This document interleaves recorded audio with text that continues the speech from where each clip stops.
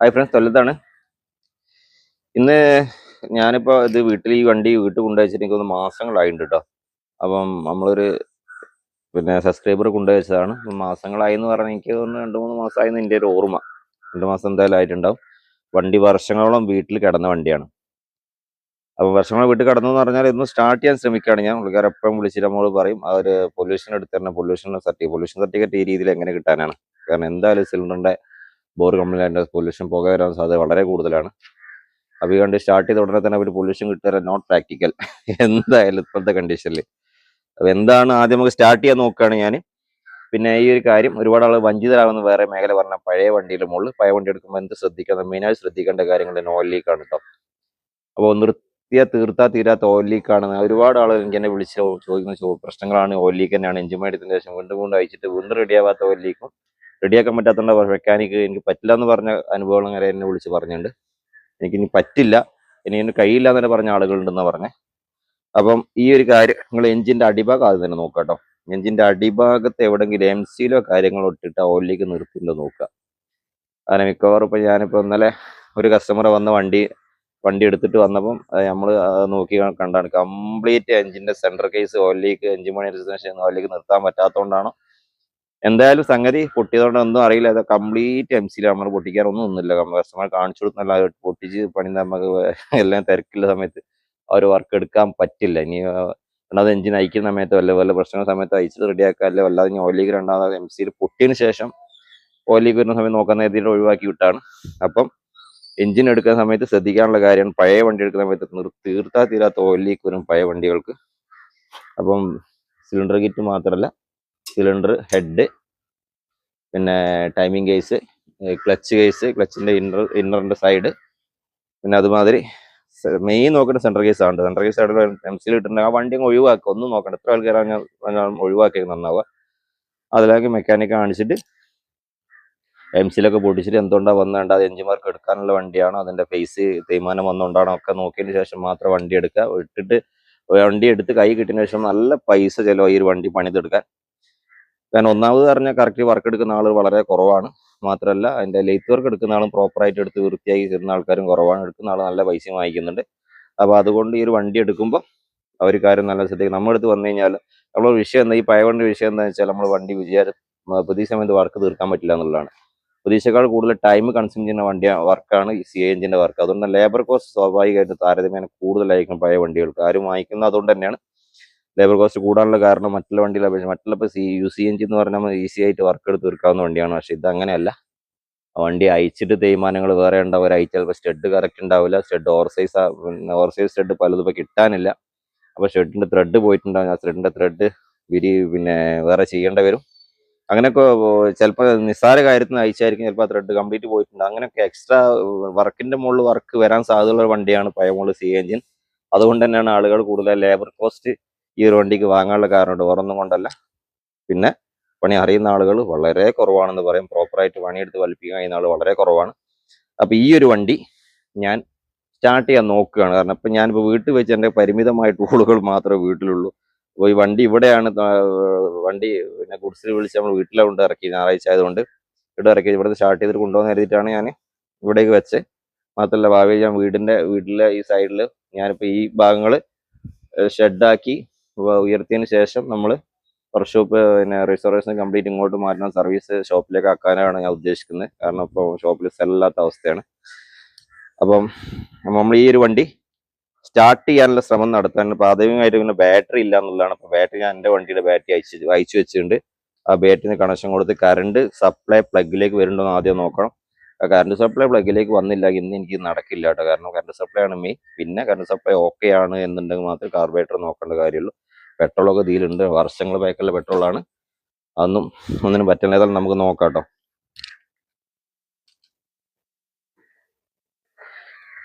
അപ്പോൾ ഇതുപോലെ തന്നെ 4 വർഷം നിർത്തിയിട്ടൊരു വണ്ടി UC വണ്ടി ഷോപ്പിൽ വന്ന് കിടപ്പുണ്ട് പത്തനംതിട്ടയിൽ. UC ആണ് അത്. 4 വർഷമായിട്ട് എടുക്കാവുന്ന വണ്ടിയാണ്. മൂപ്പര് സ്ക്രാപ്പിന് കൊടുക്കാന്ന് വിചാരിച്ച വണ്ടിയായിരുന്നു, ഒഴിവാക്കാം. പക്ഷെ വീട്ടിൽ ഫസ്റ്റ് എടുത്ത വണ്ടി ആയതുകൊണ്ട് ഒഴിവാക്കാൻ തോന്നുന്നില്ല. അവസാനം സ്ക്രാപ്പിൽ കൊടുത്തേക്കാവുന്ന കണ്ടീഷനിൽ അവർ എത്തിയിരുന്നു തോന്നുന്നു. അപ്പം അങ്ങനെ ഏതായാലും നമ്മളെ വർക്ക്ഷോപ്പിലെ റിസർവേഷനെ വണ്ടി വന്നിട്ടുണ്ട്. 4 വർഷം മൂലയിൽ കിടന്ന വണ്ടിയാട്ടോ. അതും നമുക്കൊന്ന് റെഡിയാക്കി എടുക്കണം. നമുക്ക് അതിന് പെട്രോൾ നോക്കാം കേട്ടോ, അതിന്റെ പെട്രോളിന്റെ സ്ഥിതി എങ്ങനെയാന്നുള്ളത്. ഒക്കെ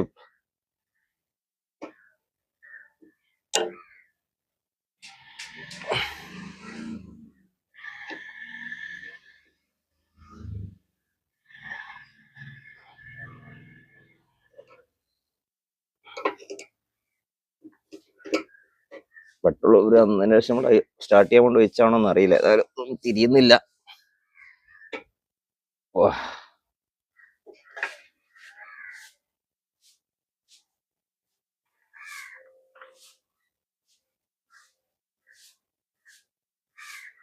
പെട്രോളിന് നല്ല ബാഡ് സ്മെല്ലൊന്നും ഇല്ലെങ്കിൽ ഇതൊന്നും ഉണ്ടാവും. സ്റ്റാർട്ട് ചെയ്യാൻ ശ്രമിച്ചതായിട്ടുള്ള പെട്രോൾ ആയിരിക്കും ഇതിൽ ഒഴിച്ചെന്ന് തോന്നുന്നു. അല്ലാതെ പ്രശ്നമൊന്നും കാണുന്നില്ല. നോക്കാം നമുക്ക് കേട്ടോ. പെട്രോൾ ഓക്കെയാണ്. കാർബറേറ്ററിന്റെ കാര്യം ഒന്നും നോക്കിയിട്ടില്ല, സ്പാർക്ക് പ്ലഗ് നോക്കിയിട്ടില്ല. ഇവിടേക്ക് വരെ കറണ്ട് വരുന്നുണ്ടോ നോക്കണം. അതേ ബാറ്ററി ഒന്ന് കൊടുത്തു നോക്കാം.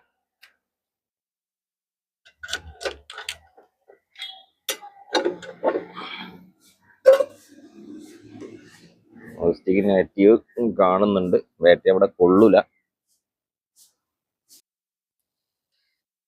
ബാറ്ററി എൻ്റെ വണ്ടിയുടെ ബാറ്ററിയാണ്, തണ്ടർബേർഡിന്റെ ബാറ്ററിയാണ് ഇത് കേട്ടോ. തണ്ടർബേർഡും യൂസ് ചെയ്യലില്ല.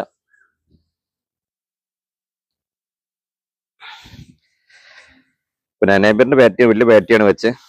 ഇനി നമുക്കിത് ഇഗ്നിഷൻ ഓൺ ചെയ്ത് ഓൺ ആവുണ്ടോ നോക്കണം.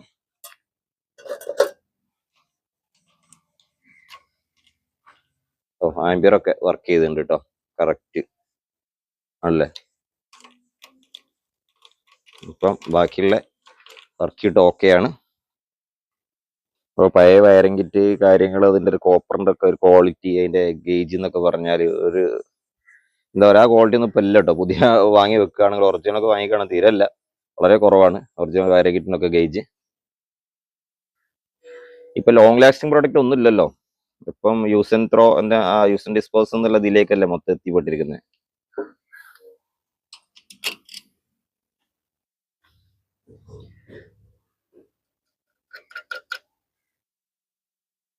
അപ്പൊ നമ്മള് ഇത് ഈ സ്പാർക്ക് കിട്ടില്ല കോണ്ടാക്ട് അടുത്തിരുന്നാൽ കേട്ടോ. അപ്പൊ നമുക്കത് നോക്കാം.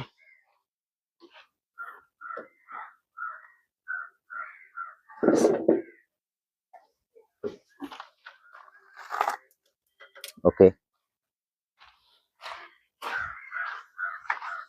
ഇനി സ്പാർക്ക് പ്ലഗിലേക്ക് കറണ്ട് വരുന്നുണ്ടോ നോക്കണം.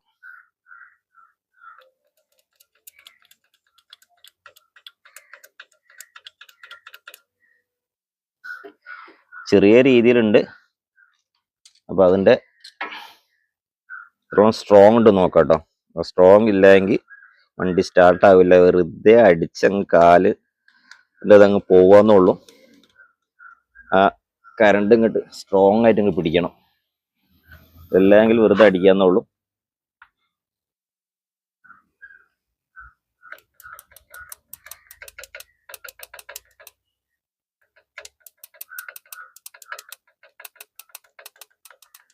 ഓക്കെ, അപ്പൊ കറണ്ട് വലിയ കുഴപ്പമില്ല കേട്ടോ. ഇതാ കറണ്ട് ഓക്കെയാണ്. നമുക്കിത്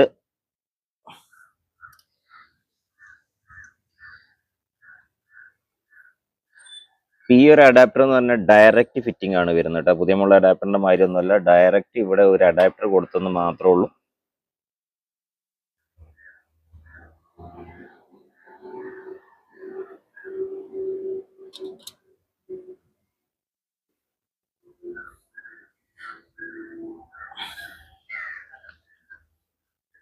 ഇനി നമുക്ക് കിക്ക് ചെയ്തിട്ട് കറണ്ട് വരുന്നുണ്ടോ നോക്കണം. ഓക്കെ, ഇത് ഓൾറെഡി ഇപ്പോൾ കോണ്ടാക്ട് ലെവലാണ്. കോണ്ടാക്ട് ഓക്കെ ആണെന്നുണ്ടെങ്കിൽ ഇതിൽ കറണ്ട് വരണം. കിക്ക് ചെയ്തിട്ട് കറണ്ട് വരുന്നുണ്ടോ നോക്കണം.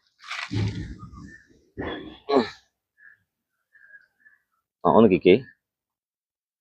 ആംബിയർ പ്രസ് ചെയ്ത് പിടിച്ച് വെറുതെ കിക്ക് ചെയ്താൽ മതി. ഒരു മിനിറ്റ്.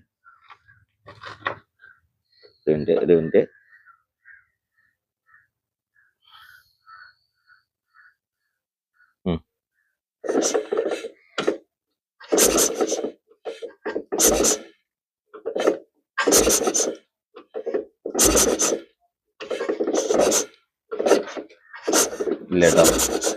അപ്പൊ ഇതിൽ കിക്ക് ചെയ്തിട്ട് കറണ്ട് വരുന്നില്ല. 20 നോക്കാം. ഓടിയേ ഓക്കെ ഓക്കെ ഓക്കെ ആടി കോൺട്രാക്ട് കുറവാണ്, നമുക്ക് ആദ്യം തന്നെ അതിന്റെ കോൺട്രാക്ട് ഒന്ന് ജസ്റ്റ് ഒന്ന് ക്ലീൻ ചെയ്ത് കൊടുക്കാം കേട്ടോ.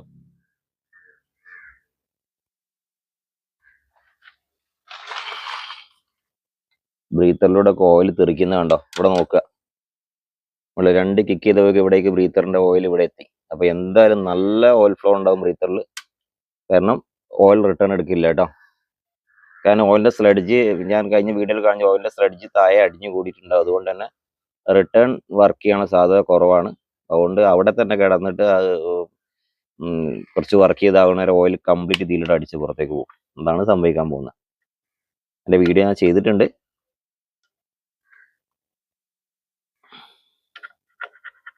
സ്ക്രൂ ഡ്രൈവറായിട്ട് കയറ്റിയിട്ട് ജസ്റ്റ് നോക്കട്ടെ. അതിന് അതിൻ്റെ കോണ്ടാക്റ്റിൽ ഫംഗസ് ഉണ്ട്, അതിൻ്റെ അതൊന്ന്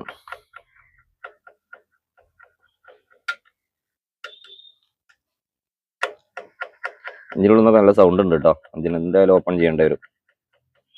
പിക്ക് ചെയ്യുമ്പോൾ തന്നെ അറിയുന്നുണ്ട് ശരിക്കും. ഓക്കെ, ഒന്നുകൂടെ അടിച്ചത്.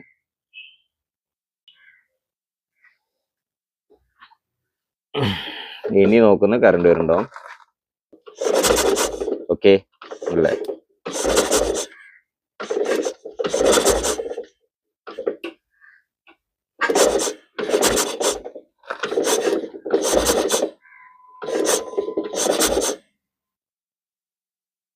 ചെറിയ രീതിയിൽ കറണ്ട് വരുന്നുണ്ട്, ഒന്നുകൂടെ ക്ലീൻ ചെയ്യാണ്ട്.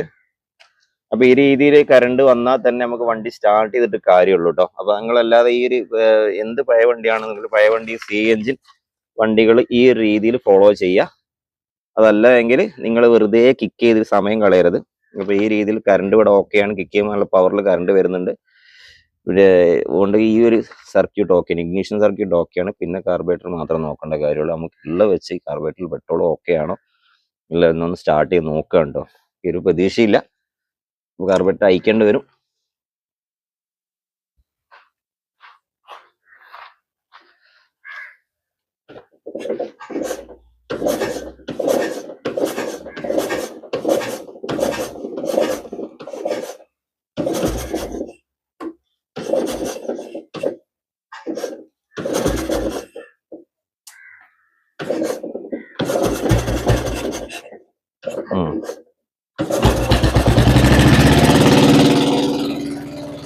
നോക്കാം വരിക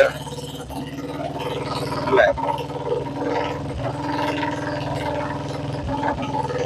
അപ്പൊ ഈ ഒരു ഇത് വെച്ചിട്ട് എങ്ങനെ പൊല്യൂഷൻ കിട്ടും അല്ലേ?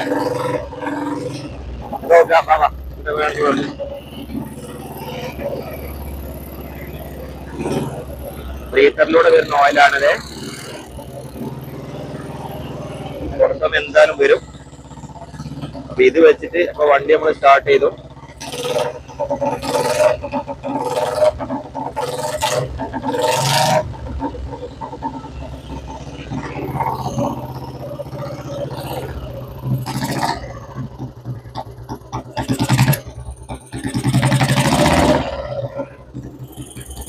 അടിപൊളി. ഇതിന്റെ അടിഭാഗത്ത് നോക്കട്ടോ അല്ലേ, ഒക്കെ കംപ്ലീറ്റ് എഞ്ചിൻ ഓയിലാണ്.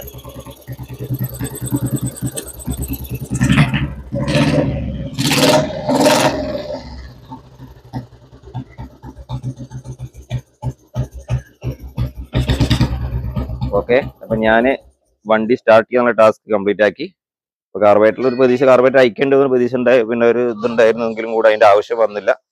അപ്പം നമ്മള് ഇത് സ്റ്റാർട്ട് ചെയ്ത് ഉണ്ടാവുന്നതാട്ടോ ഈ ബ്രീത്തർ ഓയിൽ. ആ ബ്രീത്തർ ഓയിൽ വരാനുള്ള കാരണം ഞാൻ പല വീഡിയോയിലും കാണിച്ചിട്ടുണ്ട്. ഇനി സംശയമുള്ള ആളുകൾ കമന്റ് ചെയ്യുക, അറിയാവുന്ന ആളുകൾ എഞ്ചിൻ അയക്കുന്ന സമയത്ത് എന്തുകൊണ്ടാണ് വരുന്നത് ശരിക്കും കാണിച്ചു തരാം.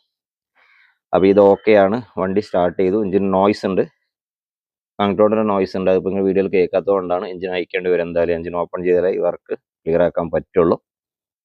പിന്നെ അത് ഓയിൽ ഉണ്ടല്ലേ, അത് കുറഞ്ഞ നേരത്തെ സ്റ്റാർട്ടിങ്ങിന് വന്നേക്കുന്ന ഓയിലാണ്. കറക്റ്റ് തെറിച്ച് എവിടെ എത്തി നോക്കി ഉണ്ടല്ലേ. അപ്പൊ ചില വണ്ടികളിൽ ഇങ്ങനെ നിർത്തിയിട്ട് കുറച്ച് ഓടിക്കഴിഞ്ഞാൽ ഒന്ന് ഓയിലൊന്ന് ടോപ്പ് ചെയ്തോടെ കുറച്ച് ഓടിക്കഴിഞ്ഞാൽ ചിലപ്പം ആ ഒരു സ്ലഡ്ജൊക്കെ മാറിയിട്ട് വരുന്നതാണ്. അതല്ലെങ്കിൽ നിങ്ങളുടെ വണ്ടികളൊന്ന് എഞ്ചിൻ കംപ്ലൈന്റ് ഇല്ല എങ്കിൽ ഒന്ന് ഫ്ലഷ് ചെയ്ത് എടുക്കാവുന്നുള്ളൂ കേട്ടോ. ആ ഫ്ലഷ് ചെയ്യുന്ന രീതിയും ആവശ്യമുള്ള കമന്റ് ചെയ്യുക. അടുത്ത വീഡിയോ അപ്ലോഡ് ചെയ്യുന്ന സമയത്ത് എങ്ങനെ ആ കറക്റ്റ് ഓൻ്റെ സ്ട്രെഡ്ജ് ഒഴിവാക്കി ആ സർക്യൂട്ട് എങ്ങനെ പിന്നെ ഓപ്പൺ ചെയ്യുക എന്നുള്ളത് കാണിച്ചു തരാം. പിന്നെ എന്തുകൊണ്ട് സംഭവിക്കുന്ന ക്രാങ്ക് കേസിലുള്ള ഓയിൽ തിരിച്ച് വലിച്ച് മുകളിലേക്ക് വരാത്തത് കൊണ്ടാണ് അത്രയും ഓയിൽ ക്രാങ്ക് കേസിൽ ഉണ്ടാവാം. അതല്ലെങ്കിൽ ക്രാങ്ക് കേസിൽ ഓയിൽ പിന്നെ ആ ഒരു ടൈമിംഗ് കേസിന് അവിടെയുള്ള ആ ഒരു സ്ലീവ് തേയ്മാനം വരികയോ എന്തോ ചെയ്ത് കഴിഞ്ഞാൽ അതിലേക്ക് ആ ടൈമിംഗ് കേസിന് അവിടെ ഓയിൽ മുഴുവൻ ക്രാങ്ക് കേസിലെത്തും. ക്രാങ്ക് കേസ് വർക്ക് ചെയ്യുന്നതനുസരിച്ച് പിന്നെ ഈ ബ്രീത്തറിലൂടെ ഓയിൽ വരും, ഓയിൽ തെറിക്കും. കാരണം ഇവിടെയാണ് ശരിക്ക് പിസ്റ്റൻ്റെ താഴെ ഭാഗത്താണായിട്ടാണ് ഈ ഹോള് വരുന്നത്. അപ്പോൾ അതുകൊണ്ട് അതിൽ ഓയിൽ ക്രാങ്ക് റൊട്ടേറ്റ് ചെയ്യുന്നതനുസരിച്ച് അതിന് കൂടെയുള്ള ഓയിൽ കംപ്ലീറ്റ്ലി തെറിച്ച് വരുന്നതാണ്. അപ്പം റോക്കർ റിട്ടേൺ പമ്പ് തിരിച്ച് വലിച്ച് വേണ്ടത്ര ഫോഴ്സ് ഇല്ലാത്ത വലിച്ചെടുക്കാൻ പറ്റാത്തത് കൊണ്ടാണ്, ആ ഫോഴ്സ് വലിച്ചെടുക്കാൻ പറ്റാത്തത് കൊണ്ടാണ് ഓയിൽ തിരിച്ച് വരുന്നത്. അത് 2-3 കാരണങ്ങളുണ്ട്. അതിന് ഡീറ്റെയിൽസ് ആയിട്ടുള്ള വീഡിയോ ഞാൻ ആവശ്യമുള്ളവർ കമൻറ്റ് ചെയ്ത് കഴിഞ്ഞാൽ ആ ഒരു വീഡിയോ ഞാൻ ശരിക്ക് പിന്നെ ശരിയായ രീതിയിൽ മനസ്സിലാകുന്ന രീതിയിൽ ഡീറ്റെയിൽ ആയിട്ട് എഞ്ചിൻ ഓപ്പൺ ചെയ്തിട്ട് കാണിച്ചു തരാം എന്തുകൊണ്ടാണെന്നുള്ളത്. അപ്പോൾ ഏതായാലും നമ്മൾ വർഷങ്ങളോളം നിർത്തിയിട്ട ഒരു വണ്ടി വലിയൊരു പിന്നെ ബുദ്ധിമുട്ട്. സാധാരണ ഒരു വണ്ടി CNG വണ്ടികൾക്ക് മാത്രമേ ഈ ഒരു പ്രത്യേകത ഉള്ളൂ കേട്ടോ. ബേസിക് ആയിട്ട് ഞാൻ പറഞ്ഞ കാര്യങ്ങൾ ശ്രദ്ധിച്ചു കഴിഞ്ഞാൽ അത്രയും പെട്ടെന്ന് വണ്ടി സ്റ്റാർട്ട് ചെയ്തെടുക്കാൻ പറ്റും. അപ്പോൾ ഓക്കെ, അപ്പോൾ ഇതിൻ്റെ ബാക്കിയുള്ള കാര്യങ്ങൾ ഇപ്പോൾ നിലവിൽ ഈ വണ്ടികൾ കണ്ടു. അപ്പോൾ ഈ വണ്ടി റീസ്റ്റോർ ചെയ്ത് എടുക്കുന്ന സമയത്ത് ബാക്കി എങ്ങനെയാണ് വണ്ടി ആവുന്നത് എന്നുള്ള അപ്പോൾ കാണാം കേട്ടോ. അപ്പോൾ ഓരോ കാര്യങ്ങൾ അപ്ഡേറ്റ് ചെയ്യുന്നതാണ്. സമയം ആയിട്ടില്ല. ഓരോ വണ്ടികൾ ക്യൂലാണുള്ളത്. അപ്പോൾ അത് കഴിഞ്ഞിട്ട് പിന്നെ ഒക്കെ വിദേശത്തിലെ ആളായതുകൊണ്ട് തിരക്കില്ല എന്ന് പറഞ്ഞു. അപ്പോൾ ഏതായാലും 1.5 മാസത്തിനുള്ളിൽ തീർക്കണം എന്ന് പ്രതീക്ഷിക്കുന്നുണ്ട്. അടുത്തൊരു വീഡിയോ കൂടെ കാണാം. Thanks for watching.